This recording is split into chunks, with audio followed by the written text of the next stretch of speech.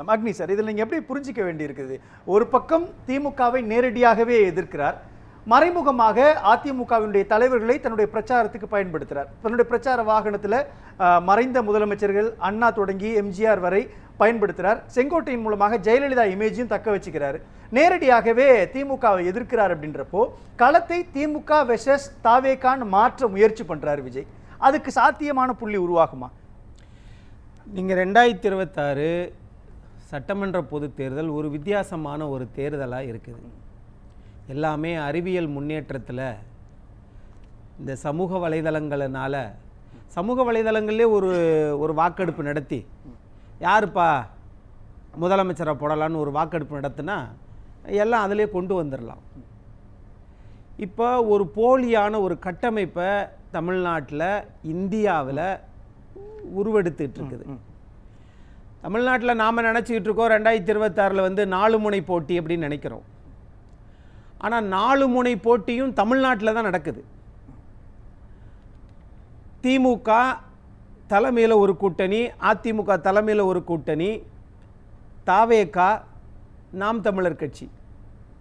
இதில் ஒரு வித்தியாசமான ஒரு பார்வை என்னன்னு கேட்டிங்கன்னா, நாம் எதை செஞ்சோம், எதை செய்ய போகிறோம், எதில் பாதிக்கப்பட்டிருக்கோம், எதில் பலனடைஞ்சிருக்கோம்னு யாருமே சொல்ல மாட்டேங்கிறாங்க.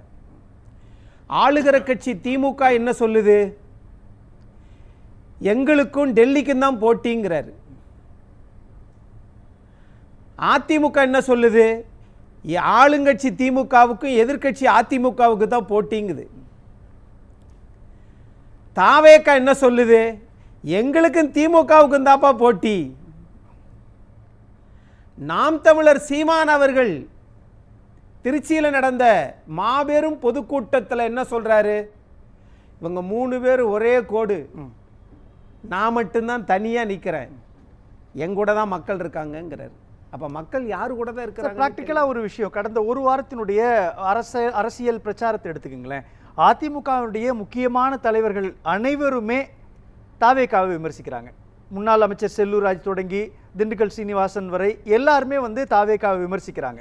இன்னொரு பக்கம் நேற்றைக்கு முன்தினம் நடந்த திருச்சியினுடைய நாம் தமிழர் கட்சியினுடைய மாநாட்டிலும் கூட நாம் தமிழர் கட்சியினுடைய ஒருங்கிணைப்பாளர் சீமான் குறிவைக்கிறது விஜயாகத்தான் இருக்குது. இன்னொரு பக்கம் திமுகவும். அப்போ 4 முனை போட்டி களத்திற்குள் 3 முனையில் இருக்கக்கூடிய கட்சிகள் நேரடியாக குறிவைக்கிறது தாவேகா அப்படின்னும் பொழுது தாவேகா தானே பிரதானமாக எதிர்க்கிற சக்தியா மாறுது. தாவேகா வெர்சஸ் அதர்ஸ் அப்படின்னு தானே களம் இருக்குது. நான் தாவேகா வெர்சஸ் பாஜகன்னு ஏன் வரமாட்டேங்குது? அரசியல் எதிரி யாரு தாவேகாவுக்கு? திமுக. சரி, திமுகவை கேட்குறீங்கல்ல, சொத்து பட்டியெல்லாம் வெளியிட தயாரா டயலாக் பேசுறீங்கல்ல, அரசியல் எதிரியை காட்டிலும் கொள்கை எதிரி மிக மோசமானவர்கள். கரெக்டா? ஏன்னா கொள்கையை எதிரி உங்களுக்கு. அந்த கொள்கை எதிரி கடந்த 12 ஆண்டுகளாக 11 ஆண்டுகள் முடிஞ்சு 12வது ஆண்டுக்கு போறாங்களே, அவங்ககிட்ட சொத்து பட்டியல நடிகர் விஜய் கேட்க முடியுமா? தமிழ்நாட்டில் யார்கிட்ட சார் கேட்கணும்? அப்படின்னா தமிழ்நாட்டில் யார்கிட்ட கேட்கணும்? தமிழ்நாட்டில் யாருக்கிட்ட கேட்கணும் சார்? கொள்கை எதிரின்னு சொல்லிட்டீங்கல்ல சார்.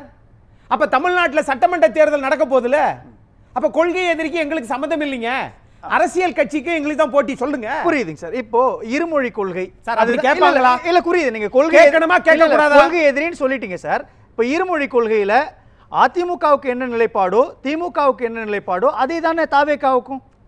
நீட் விவகாரத்தில் அதிமுகவுக்கு என்ன நிலைப்பாடோ திமுகவுக்கு என்ன நிலைப்பாடோ அதுதானே தாவேகாவுக்கும். அப்போ கொள்கையில ஒரு பக்கம் திராவிட கட்சிகளோட தான் அவர் தன்னை ஐக்கியப்படுத்திக்கிறாரு. ஆனால் இங்க யாரு போலி யாரு உண்மைன்றதை மறைமுகமா அவர் விமர்சிக்கிறார் இல்லையா, வெளிப்படையாக விமர்சிக்கிறாரு. அப்போ நீங்க வந்து பாஜகவை விட எதிர்க்க வேண்டியது திமுக அப்படின்ற ஸ்டாண்ட் எடுக்கிறாரு. அதுல என்ன தப்பு இருக்கு?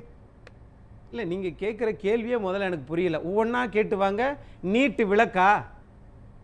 நீட்டு விளக்குக்காக தாவேகா என்ன பண்ணிச்சு சொல்லுங்க? அனிதா வீட்டுக்கு போயிட்டு வந்தாரு சார். ஐயோ, அதனால 7.5 அது ஒண்ணா? அனிதாவும் 7.5 ஒண்ணா? சார் அவர் வீட்டுக்கு போயிட்டு வந்திருக்காரு சார். வீட்டுக்கு போனா நீட்டு விளக்கு வந்து நிலைப்பாடு எடுக்கிறாரு sir. Sir sir sir sir திரைப்படம் மாதிரியே நாமளும் பார்க்க கூடாது சார். அனிதா வீட்டுக்கு போனதனால் தமிழ்நாட்டில் நீட்டு விளக்கு 234 எம்எல்ஏ, அதுல 200 எம்எல்ஏ ஆதரவு கொடுத்து நீட்டு விளக்கு வரல. அனிதா வீட்டுக்கு போனாருங்க, நாள் நீட்டு விளக்கு வந்துருங்க, அதனால ஓட்ட போட்டுருங்க. என்ன சார் இது? சார் நான் நல்லா மீட்டு ரகசியம் எங்கள்கிட்ட தான் இருக்குன்னு திமுக சொன்னாங்க. ஆட்சிக்கு வந்ததுக்கப்புறம் அதை செய்யல. அப்போ இந்த இடத்துட்ட யார் மேல சார் பழி சொல்லியிருக்கணும்? நீங்க எல்லா பேருமே தமிழ்நாட்டில் அரசியலை அதிகமா நம்ம படிச்சிட்டோம். ஆனா எது தேவையோ அதை நம்ம செய்ய தவறிக்கிட்டே இருக்கிறோம். ஒன்று மதவாதம், இன்னொன்று சனாதனம், இது எல்லாமே சித்தாந்தம் தான். ஒரு சித்தாந்தத்தை தூக்கி பிடிப்பதற்கு ஒரு நல்ல தலைவன் வேணும். அந்த நல்ல தலைவனுடைய சித்தாந்தத்தை கொண்டு போய் சேர்ப்பதற்கு தொண்டர்கள் வேண்டும். அந்த தொண்டர்கள் மக்களை ஒன்றிணைத்து இந்த திட்டத்தினால் நாங்கள் பலன் பெறுவோம் என்று சொல்லி அவர்களை மனமாற்று சொல்லுவதற்கு ஒரு சித்தாந்தம், தலைவன், தொண்டன், அந்த தொண்டனுக்கு கீழே இருக்கக்கூடிய மக்களை ஒன்று சேர்க்கிறது வேணும். பெருந்தலைவர் காமராஜர் ஸ்டேட் டிரான்ஸ்போர்ட் கார்பரேஷன் அப்படின்னு போட்டாங்க காங்கிரஸ் காலத்தில்.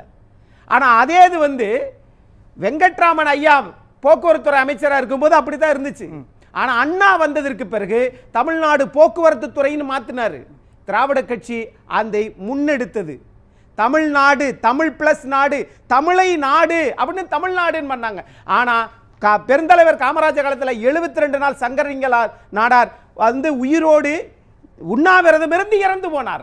காங்கிரஸ் அதை ஏற்றுக்கொள்ளவில்லை. தமிழ்நாடு என்று பெயர் மாற்றுவதற்காக ஒரு மாமனிதர் இறந்தார், செஞ்சிச்சு. அதெல்லாம் சித்தாந்தம் சொல்ல வர. இப்ப வீட்டு விளக்குக்கு அனிதா வீட்டுக்கு போனாரு. எளிமையான கேள்வி.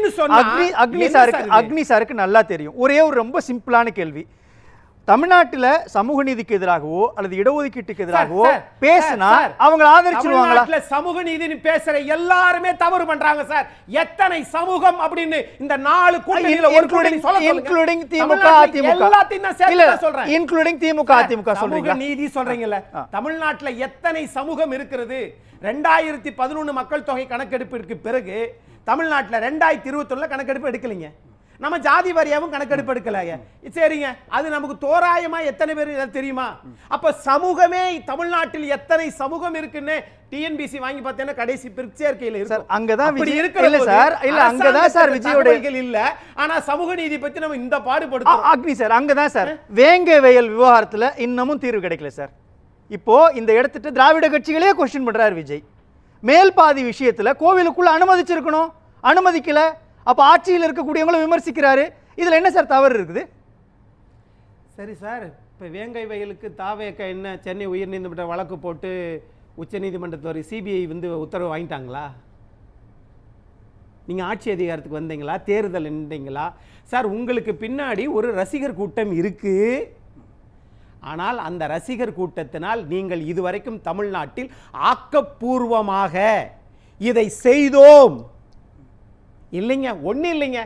அதிமுக திமுக கூட்டம் போடுறாங்க, அங்கே யாருமே சாவுறதே இல்லைங்க. ஆனால் தாவேகா கூட்டம் போட்டால் அங்கே சாவில்லாத கூட்டமே இல்லைங்க. இதுதான், இதுவும் ஒரு சமூக நீதி எடுத்துக்கலாமா? அது என்ன பகலில் மட்டும் 12 மணிக்கு கூட்டம்? அது யார் அனுமதி கொடுக்கறது? யார் அனுமதி கேட்கறது? உச்சி வெயில்ல அனுமதி கொடுங்கன்னு கேட்டாங்களா சார் தாவேகா? யார் அனுமதி கேட்கறது சார்? இது லாஜிக்கா இருக்கா? இது என்ன சார் லாஜிக்? அது எப்படிங்க சார் 1 லட்சம் பேர் 1.5 லட்சம் பேர் திமுக அதிமுக மாநாடுகள்ல கூடுறாங்க, அவங்க எல்லாம் சொபிஸ்டிகேட்டடா வச்சிருக்கீங்க. தாவேகாவுக்கு மட்டும் வெறும் 4000 பேருக்கு என்ன காரணம்? QR கோடோட வரணும்ன்றீங்க. என்ன காரணம்? அப்ப திட்டமிட்டு உருவாக்குறீங்க சார் திமுகவும் அதிமுகவும். நீங்க திட்டமிட்டு திமுக அதிமுகவை காலி பண்ணிட்டு நான் தான் வாழுகிற எம்ஜிஆர் சார். நீங்க நல்லா ஆடுங்க சார், நல்லா பாடுங்க சார், ஆனால் ஆணவத்தில் ஆடாதீங்க சார். நான் தான் புரட்சி தலைவர், நான் தான் ஜெயலலிதா பாருங்க, செங்கோட்டை என் பக்கம் வந்துட்டாரு, அதனால எங்களுக்கு அதிமுகவே என் பாக்கெட்டுக்குள்ள இருக்கு அப்படின்னு இந்த ஆணவத்தில் ஆடுவது இருக்கிறது இல்லையா? மக்கள் ஏத்துக்கிற மாட்டாங்க, ரசிக்க மாட்டாங்க சார். அவரு தமிழ்நாட்டு உங்கள் சார் அக்னி சார், நீங்க பிரதமரை கூட எதிர்த்து போட்டியிட்டு 2029 பிரதமர் ஆயிருவார் சார் விஜய். அதை விடுங்க சார். கேள்வி தமிழ்நாட்டு அரசியல் சார், நீங்க செய்தது என்ன? மறைந்த முதலமைச்சர்கள் ஜெயலலிதாவையோ எம்ஜிஆரையோ அண்ணாவையோ திமுகவும் அதிமுகவும் மட்டும்தான் சொந்தம் கொண்டாடணுமா? தாவேகாவுக்கு அந்த உரிமை இல்லையா? கொள்கை தலைவர்களா அவங்க ஏத்துக்க கூடாதா? அவங்கள பயன்படுத்த கூடாதா? என்ன சார் இது?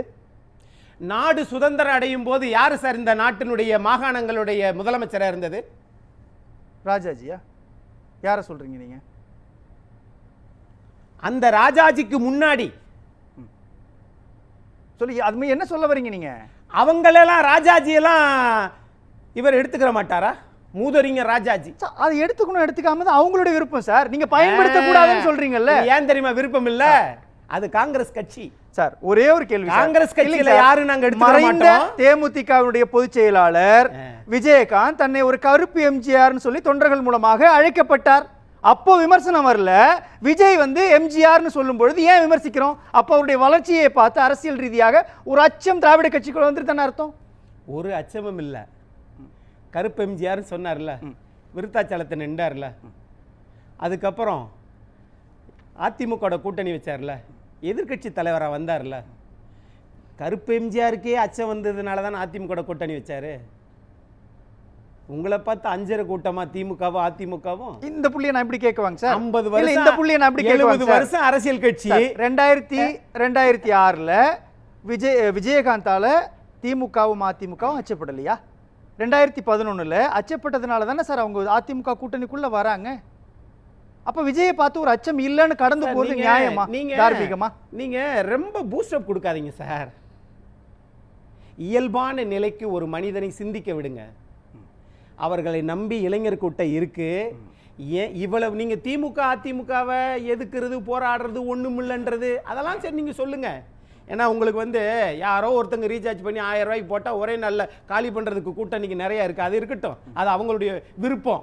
ஆனால் நான் கேட்பது, நீங்கள் எதை சொல்லி எதை சிந்திச்சு இதை நாங்கள் நடைமுறைப்படுத்தினோம் சார்? விடுதலை சிறுத்தைகள் கட்சி 1 கோடி பனை மரங்கள் நட்டுருக்குறாங்கங்க.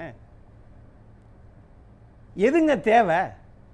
எது தேவை? அவர் கல்வி உதவித்தொகை எல்லாம் கொடுக்குறாரு சார். எது உதவித்தொகை எல்லாம் கொடுக்குறாரு சார். பனை மரம் நடுறது என்ன ஒவ்வொரு வருஷமும் கொடுக்குறாரா? ஆமாங்க சார், ஒவ்வொரு ஆண்டும் கொடுக்குறாரு மாணவர்களுக்கு. தமிழ்நாடு முழுசுக்கு இருக்கக்கூடிய மாணவர்கள் வராங்க, மாணவிகள் வராங்க, பேசுறாங்க. எந்த வருஷம்? கடந்த ஆமா நல்லா படிச்சு கொடுக்குறாரு. உதவித்தொகை வேற.